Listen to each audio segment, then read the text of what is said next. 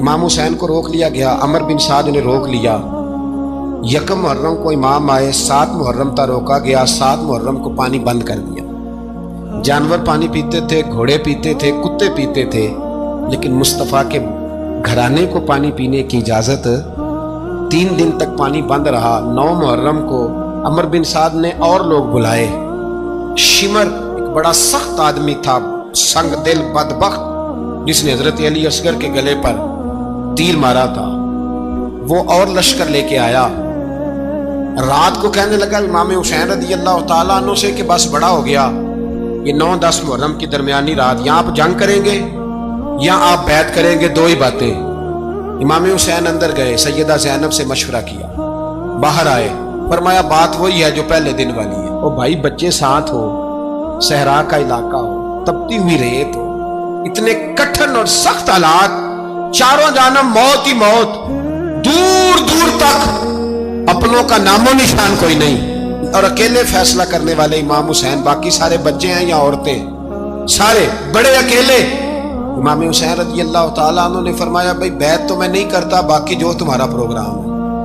شمر اور ابن سعد کہنے لگے پھر جنگ کے لیے تیار ہو جائیں۔ کیا انداز ہے امام حسین کا، فرمانے لگے کل جنگ کروں گا، مجھے پتا تو ہے جنگ کا نتیجہ کیا نکلنا ہے، ایک رات مجھے دے دو تاکہ میں کھل کے اپنے رب کی عبادت تو کر لوں۔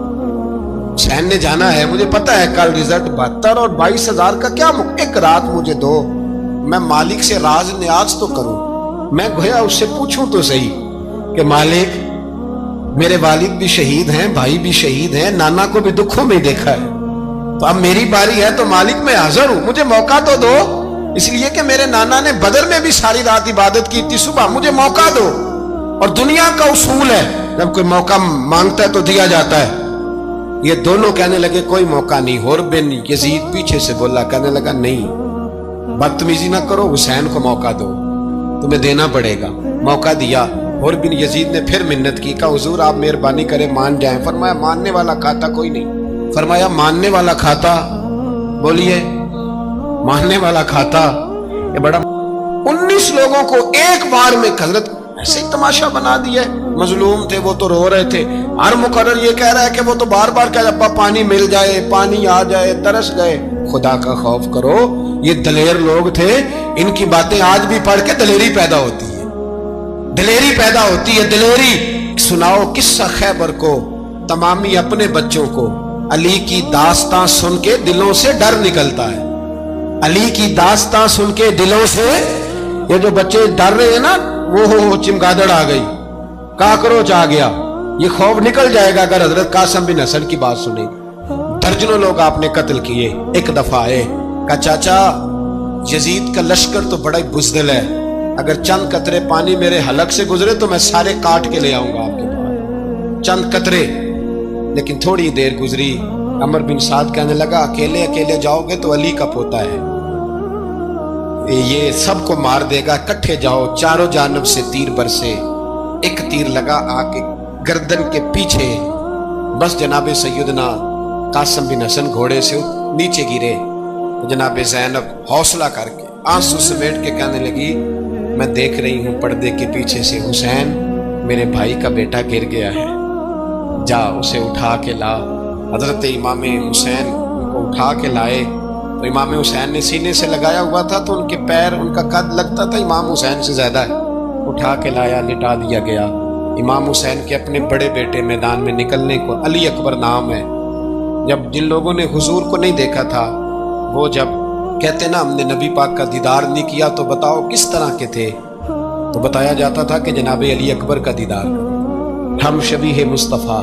اور جب وہ گلیوں میں نکلتے تھے تو عورتیں چھتوں پہ چڑھ جاتی تھیں۔ جناب علی اکبر رضی اللہ تعالیٰ عنہ تلوار لے کے میدان میں نکلے، جوان بیٹے دینے بڑے مشکل۔ او یارو رٹا کیا ہے یہ تو بتاؤ، کہ ظالم آدمی حکمران، یار یہ رٹا ہے، ایک ظالم کا رستہ روکنا ہے، اس رٹے کے لیے ہم شبیہ مصطفیٰ جناب سیدنا امام علی اکبر میدان میں نکلے، بڑے لوگ مارے، بڑے، پھر ایک تیر ان کے بھی گلے میں لگا، اور جب وہ گرے نا زمین پہ تو حضرت امام حسین دوڑ کے آئے، دوڑ کے اور جب تشریف لائے تو ان کے گلے سے تیر کھینچا. ایک جملہ لکھا ہے صاحب تبری نے, اس نے حد کر دی. کہنے لگے تیر کھینچا تو امام حسین کی آنکھوں میں آنسو آئے. کہنے لگے کاش جناب ابراہیم آج میرے سامنے ہوتے تو میں انہیں کہتا کہ آپ نے تو بیٹا ذبح کرتے وقت آنکھوں پہ پٹی باندھی تھی, دیکھو میں کھلی آنکھوں سے بچے ذبح کر رہا ہوں, کھلی آنکھوں. کاش جناب ابراہیم خلیل ہوتے تو انہیں کہتا. جناب علی اکبر بھی شہید ہوئے. حضرت علی اصغر کو تو اچانک اٹھایا تھا امام حسین, باہر نکلے گردن پہ تیر لگا تو 6 مہینے کا بچہ وہ بھی شہید ہوا. خون اچھالا آسمان کی طرف تو کہا مولا دیکھ لے, میں نے 6 مہینے والا بھی نہیں بچایا, وہ بھی دے دیا ہے. پھر حضرت عباس کو بیٹیوں نے کہا کہ اب نہ, کچھ کہتے ہیں پہلے شہید ہوئے, کچھ نے لکھا بعد میں, اب ہم سے پانی کے بغیر نہیں رہا جاتا. تو جناب عباس پانی کا مشکیزہ لے کے نکلے باہر, نکلے ایک ہاتھ کٹا, دوسرے پہ مشکیزہ وہ بھی کٹا. دیکھ لو میں پس منظر پہ ہوں ابھی تک, میں بتا رہا ہوں کہ جہاد کس کے خلاف تھا؟ ظالم حکمران کے خلاف, ظالم کافر کے خلاف نہیں, مشرک کے خلاف نہیں. حضرت امام حسین رضی اللہ تعالیٰ عنہ نے ہر جگہ ایک ہی بات کی کہ یزید شرابی ہے تو بچے کٹوا دوں گا, شرابی کو ووٹ. یہ ایک نہیں, ہر کتاب میں یہی لکھا, ہر کتاب میں, اور ہر مسلک کی کتاب. یزید چونکہ مجرے دیکھتا ہے, رنڈیوں کا ناچ دیکھتا ہے, بچے کٹوا دوں گا, اس کے ہاتھ میں ہاتھ.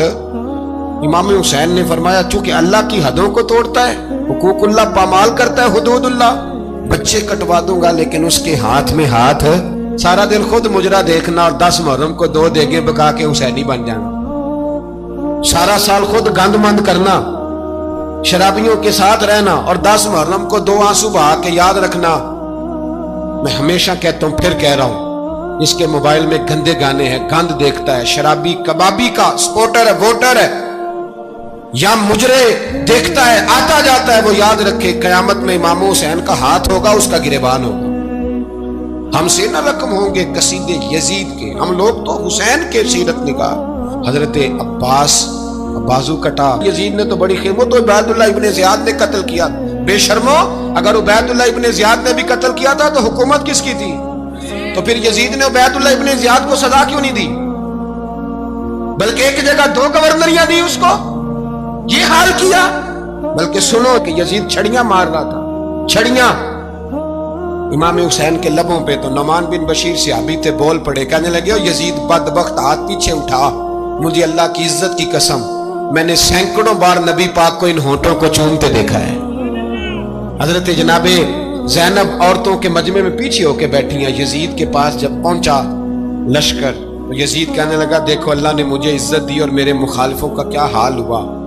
تو بی بی زینب بول پڑی, اتنے صدمے سہے پر آواز توانا ہے, جاندار ہے, جاندار. ہمارا کسی بندے سے جائیداد کا رٹا نہیں, ہم تو چاہتے ہیں امت اکٹھی ہو جائے, لیکن جو بندہ نبی پاک کی ماں کو دوزخی کہے, حضور کے باپ کو جہنمی کہے, یزید کو امیر المومنین کہے, اس کے ساتھ اتفاق رائے کر لیا جائے, یہ مذہب ہماری سمجھ میں نہیں آتا, بالکل نہیں آتا, قطعاً نہیں ہماری سمجھ میں آتا. کیسے اتحاد کر لیا جائے؟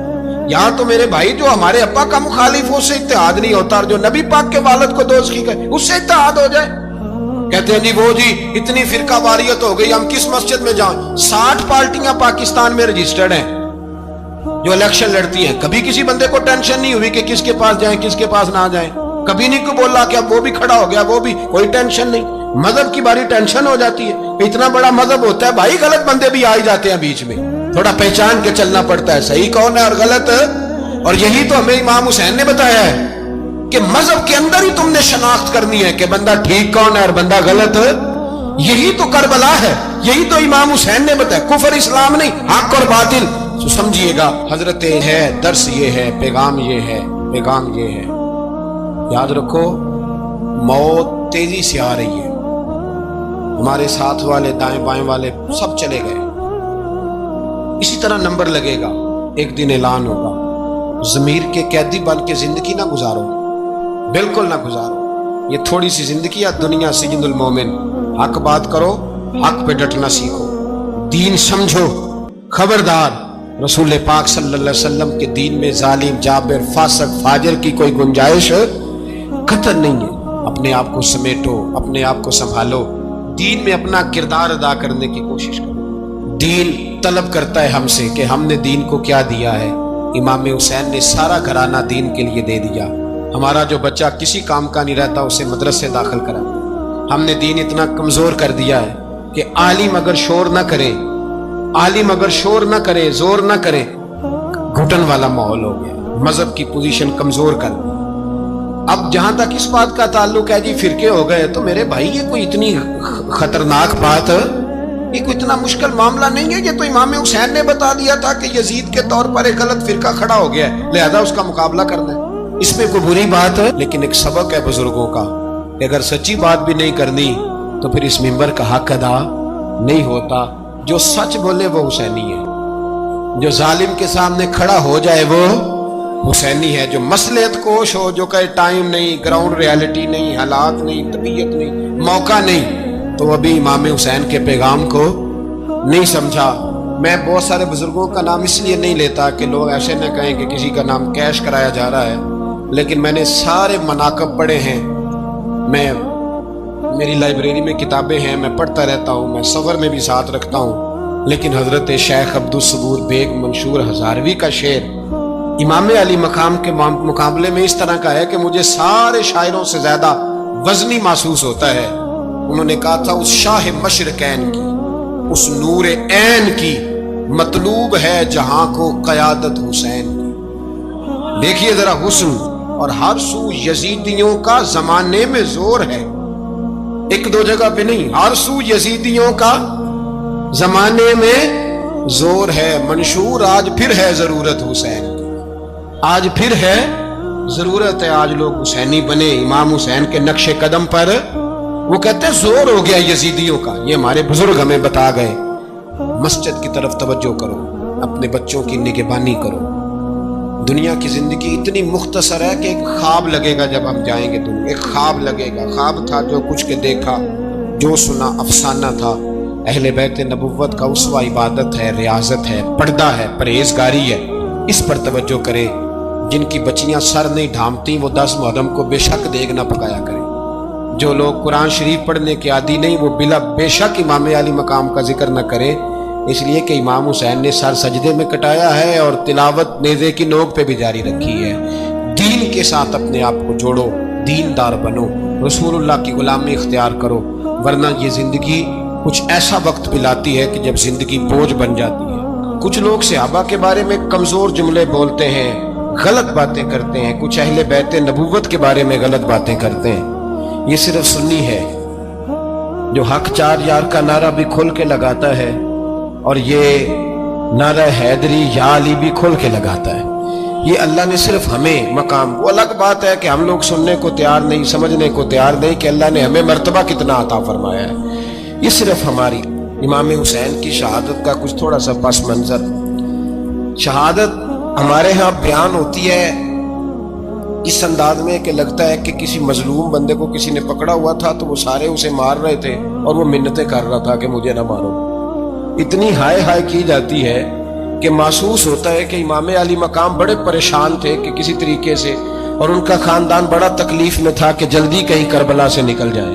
حالانکہ اس دھرتی پہ، اس کائنات پہ صبر، شجاعت، استقامت اور حوصلہ جس سے کائنات سیکھے گی وہ صرف امام حسین ہی ہے۔ اتنے بڑے صابر آدمی کے بارے میں اس طرح کا رویہ اختیار کرنا کہ وہ تو گویا اس طرح کر رہے تھے کہ بس کسی طریقے سے میری معذرت، تو یہ امام حسین کی مظلومیت سنا کے لوگوں کو اس طرح کا کر دیا جاتا ہے، یہ انداز بتایا جاتا ہے کہ شاید واقعہ کربلا رونے دھونے کا نام ہے، حالانکہ بات یہ نہیں ہے کہ آپ شہید ہو گئے۔ امام حسین موجود تھے تو یزید کے بارے میں لوگوں نے کہا جناب امیر معاویہ سے کہ یہ ٹھیک ہے، مناسب ہے اور بہادر ہے، دلیر ہے۔ وہ جو ہوتے ہیں نا خوش آمدی ٹولہ، ہمارے ملک میں جو اچھی خوشامد کرے اسے اچھی وزارت ملتی ہے، اچھی وزارت اسے دیتے ہیں۔ جو ذرا صحیح بدتمیز بھی ہو اور صحیح وکالت کرنے والا اسے وزارت صحیح دیتے ہیں۔ تو حضرت امیر معاویہ کے گرد بھی کچھ ایسے لوگ تھے، انہوں نے آپ سے کہا کہ یزید کو نامزد کر دیں، تو آپ نے یزید کو بلایا، حوالہ مجھ سے دیکھ لیجئے گا، بلا کے فرمایا کہ 3 بندوں کے سامنے اپنی خلافت پیش کرنا، اگر وہ تجھے مان جائیں تو امیر بن جانا، نہ مانے تو چپ کر کے گھر بیٹھ جانا۔ وہ 3 بندے کون ہیں؟ جناب عبداللہ ابن عباس، حضرت عبداللہ بن زبیر اور امام حسین رضی اللہ تعالیٰ۔ یہ وصیت فرمائی جناب امیر معاویہ۔ ہوا یہ کہ یزید جب امیر بنا نا، اس تھا بڑا عجیب اس کا مزاج تھا۔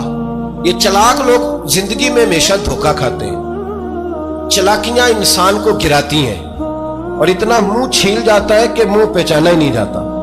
بندہ اپنے آپ کو رب رسول کے حوالے کر دے تو اللہ بڑی بہترین جزائیں عطا کرتا ہے۔ یہ لوگ تیزی دکھاتے ہیں بعض، تو یزید بھی تیزی دکھانے والا تھا۔ اس نے ولید کو خط لکھا، کہنے لگا کہ فوری طور پہ عبداللہ ابن عباس کو بلاؤ، ان سے کہو میری بیعت کریں۔ یہ جو بیعت ہوتی تھی نا، یہ بھی سن لے کیا ہوتی تھی۔ یہ بیعت حلف ہوتا تھا، حلف کہ میں اللہ رسول کے نام پہ حلف دیتا ہوں کہ میں یزید کی اطاعت کروں گا، میں اس کے خلاف کوئی بغاوت نہیں کروں گا۔ یہ بیعت لوگ سمجھتے ہیں کہ بس ہاتھ پکڑنے کا نام بیعت تھا۔ اس بیعت کا متبادل جمہوری ملکوں کے اندر ووٹ آیا ہے، اس کا متبادل لفظ۔ تو کہا بیعت کرے، حضرت عبداللہ ابن عباس کو بھی بلاؤ، عبداللہ بن زبیر کو بھی بلاؤ، امام حسین کو بھی بلاؤ۔ امام حسین آدھی رات کے وقت بیٹھے تھے مسجد نبی میں، چونکہ 5 نمازوں کی آپ امامت کرتے تھے۔ ہن اللہ خیر کرے، جڑا نماز پڑھائے ہو مولوی، جڑا ٹل پائے ہو پیر، جڑا مہینہ نہ نہائے چھوٹا پیر، تے جڑا 6 مہینے نہ نہائے ہو بڑا پیر، کہتے بابا پہنچے ہیں، کڑے چھڑے جو پہن لیے۔ بھائی امام حسین تو نمازیں پڑھاتے تھے، مولا علی تو نمازیں پڑھاتے تھے، مسجد کے خطیب تھے، اب اس کو تو مولوی کہہ دیا جاتا ہے بیچارے کو۔ تو ملنگ کون ہوتا ہے جی؟ کہتے جڑا کپڑے کٹ پائے۔ کیا تماشا ہے، قوم جدھر دل کرتا ہے نکل جاتی ہے۔